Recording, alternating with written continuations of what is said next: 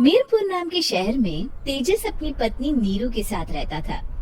पति पत्नी दोनों ही नौकरी करते थे। एक दिन तेजस गांव अपनी माँ के पास फोन करता है। हेलो, प्रणाम माँ। जीते रहो माँ, तुम दादी बनने वाली हो हैं? अरे वाह, ठीक है बेटा, मैं कल ही आती हूँ। जब माँ जी शहर पहुंची तो बेटी बहू ने बहुत अच्छे से स्वागत किया। लीजिए माँ जी, चाय। अरे गर्मा गर्म पकोड़े ले आओ माँ के लिए। नीरू रसोई में गई और 2 मिनट में ही पकोड़े ले आई। जी ये लीजिए। बहू जादू से बनाए हैं क्या? अभी तो रसोई में गई थी। यम्मी। माँ जी, शीला रसोई में पकोड़े तल रही है, मैं बस लेकर आई। हे भगवान, मेरा धर्म भ्रष्ट कर दिया तूने। अब तो गंगा जल से शुद्धिकरण करना होगा। दूसरे दिन, माँ जी मैंने नाश्ता बना दिया है, ऑफिस जा रही हूँ। पर अभी तो घर का सारा काम पड़ा है।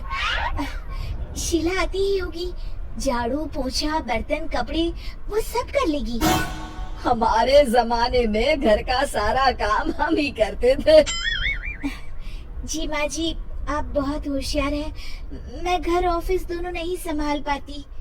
तो जरूरत क्या है घर से बाहर जाकर चाकरी करने की? वैसे भी घर का काम खुद करने से घर में बरकत आती है, समझी? पर माँ जी, पर वर कुछ नहीं, इस महीने की पगार मिले फिर ऑफिस बंद। हाँ।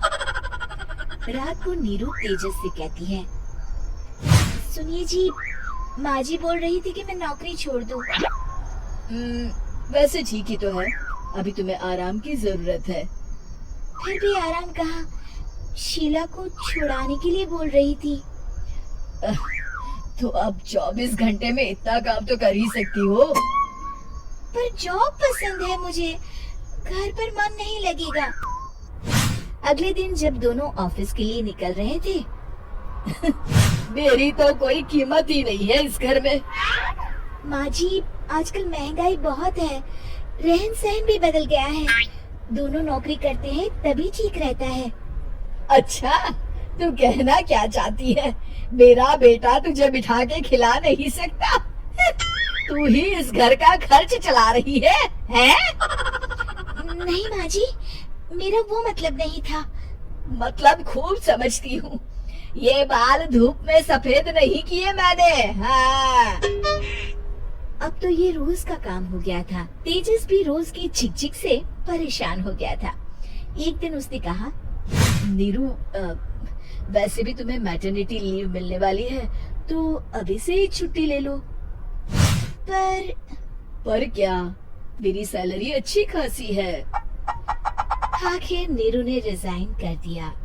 जब बच्चा हुआ तो घर में सब बहुत खुश हुए। कुछ दिनों बाद तेजस फाइल देख रहा था। क्या हुआ तेजस, कुछ परेशान लग रहे हो? हाँ, वो हमारी जितनी सेविंग्स थी वो तो हॉस्पिटल में और छठी के फंक्शन में खत्म हो गई है नीरू।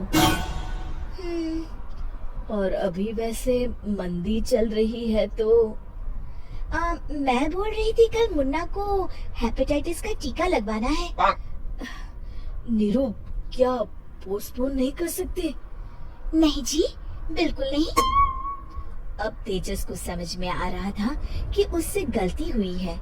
पैसों की कमी का असर घर के माहौल पर भी पड़ रहा था।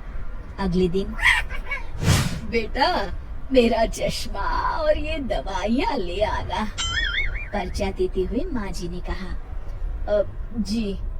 तेजस, मुन्ना के लिए दूध का डिब्बा और डायपर भी ले आना, और ये किराने के सामान की लिस्ट है, इसे भी लाना है। तेजस गुस्से में लिस्ट मरोड़कर फेंकता है और चिल्लाता है, पैसे क्या पेड़ पर उगते हैं? ये ले आना, वो ले आना। अरे, पर ये जरूरत का सामान ही है।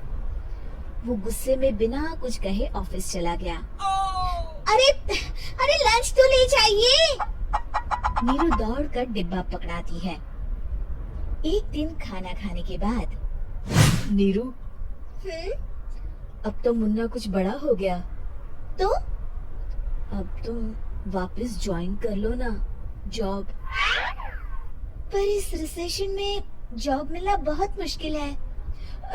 ट्राई तो करो। फिर मुन्ना, माँ जी है ना, और एक फुल टाइम मेड भी लगा लेंगे। पर माँ जी, उन्हें तो पसंद नहीं।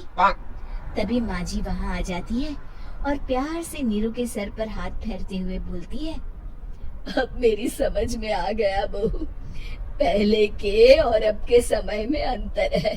तुम काम शुरू करो, मुन्ना की जिम्मेदारी मेरी। मेरी प्यारी माँ जी। ये कहकर नीरू उनके गले लग गई। शिक्षा, परिवर्तन संसार का नियम है, हमें भी समय के साथ चलना चाहिए। उम्मीद है कि आपको हमारी ये कहानी पसंद आई होगी। कृपया हमारे चैनल को सब्सक्राइब करें और सभी अपडेट्स के लिए बेल आइकन जरूर क्लिक करें। और हाँ, वीडियो लाइक और शेयर करना मत भूलिएगा। Bye bye.